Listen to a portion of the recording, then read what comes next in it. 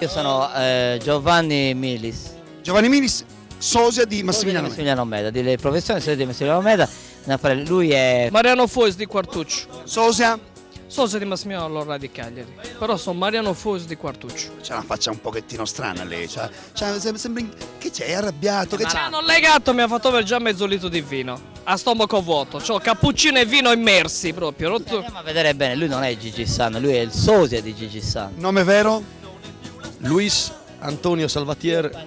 Lui è spagnolo, si vede che è spagnolo. Spagnolo della Spagna de Madrid. ¿Estáis de Madrid? ¿Hablamos español?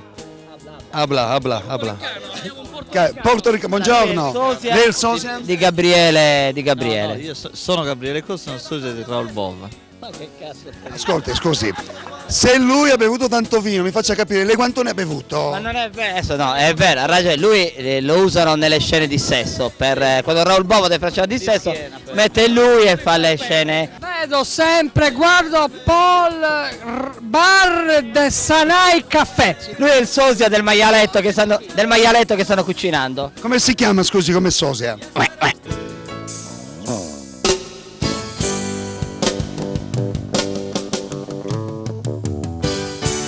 Wine, it's very great, beautiful wine. The people in Sardinia.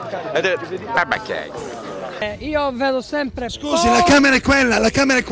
Paul Scusi. de Sanai Caffè, com'è la cosa?